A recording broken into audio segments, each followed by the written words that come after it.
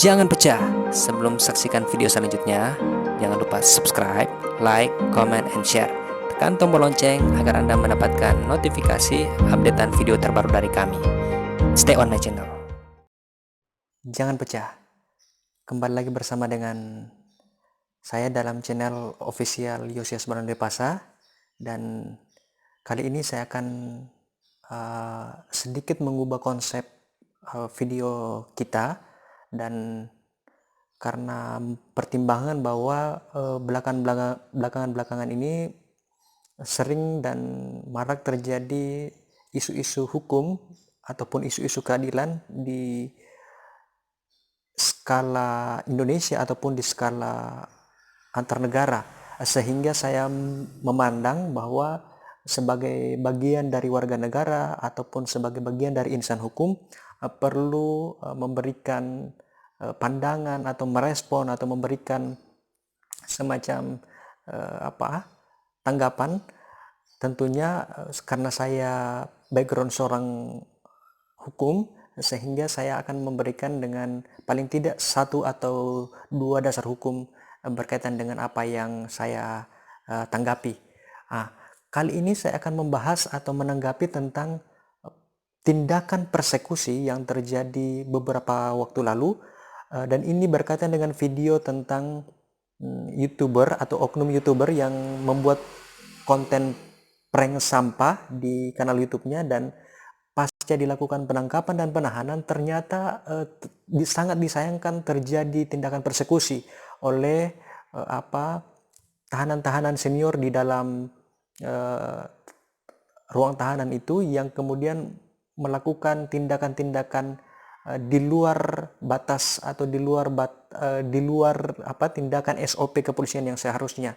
Nah, kalau kita melihat tindakan persekusi, nanti saya akan masukkan gambarnya. Kalau kita melihat tindakan persekusi yang dilakukan itu melanggar, bahkan saya tidak akan masuk kepada tataran aturan pelaksanaan di bawah. Saya akan bahas dari sisi Undang-Undang Dasar saja, itu sudah sangat-sangat melanggar. Di sana dikatakan bahwa di nilai-nilai pembukaan Undang-Undang Dasar saja dikatakan bahwa harus ada kita ini peri kemanusiaan dan peri keadilan. Nah, dari kata itu saja bahwa seseorang itu harus diperlakukan dengan atas dasar kemanusiaan dan adil. Nah, di pasal 1 angka 3 juga dikatakan bahwa negara kita adalah negara hukum. Nah, kalau demikian berarti segala tindakan warga negara ataupun tindakan pemerintah termasuk dengan tindakan aparat penegak hukum itu harus berdasar atas hukum. Nah, kalau tindakan itu dilakukan tidak sesuai dengan aturan, maka ini tentu akan melanggar aturan. Nah, kembali lagi ditegaskan di dalam pasal 28I, di sana dikatakan bahwa ini judulnya adalah hak asasi manusia di Undang-Undang Dasar Negara Republik Indonesia tahun 1945. 28I atau pasal 28I dikatakan angka satunya hak untuk hidup, hak untuk tidak disiksa, hak kemerdekaan pikiran dan hati nurani, hak beragama, hak untuk tidak diperbudak, hak untuk diakui sebagai pribadi di hadapan hukum, dan hak untuk tidak dituntut atas dasar hukum yang berlaku surut adalah hak asasi manusia yang tidak dapat dikurangi dalam keadaan apapun.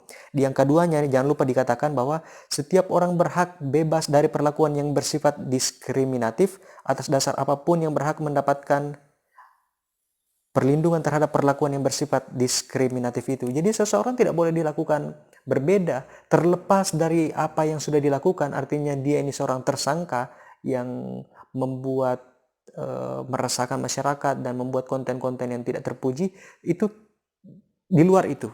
Jadi tetapi yang ingin saya soroti adalah perlakuan terhadap dia dalam proses penegakan hukumnya tidak boleh dikurangi hak asasinya. Maka oleh karena itu saya sebagai masyarakat mendorong Komnas HAM, Komnas Perlindungan Hak Asasi Manusia Republik Indonesia untuk mengusut tuntas praktek-praktek persekusi dalam proses penegakan hukum seperti ini, sehingga ini sebetulnya bukan kali pertama, ini sudah sering terjadi, baik itu dilakukan oleh oknum tahanan ataupun oknum penegak hukum, sehingga sangat-sangat saya mendorong bahwa seperti lembaga Komisi Perlindungan Hak Asasi Manusia dapat mengusut ini sehingga tidak terjadi lagi di kemudian hari.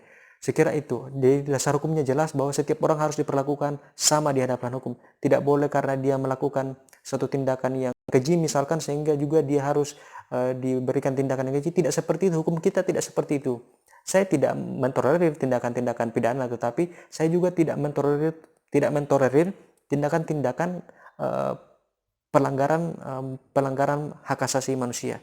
Sekira itu, saya mendorong dengan sangat kepada lembaga-lembaga yang berwenang untuk menyelesaikan persoalan ini, sehingga ini tidak menjadi presiden buruk terhadap penegakan hukum di Republik ini, Indonesia. Karena saya sangat optimis bahwa ke depan hukum Indonesia akan semakin baik, penegakan hukum kita akan semakin objektif dan punya nilai keadilan, kemanfaatan, dan kepastian.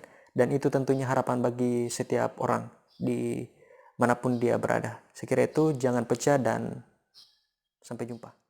Ya, itu tadi videonya. Semoga bermanfaat dan jangan pecah. Thanks for watching.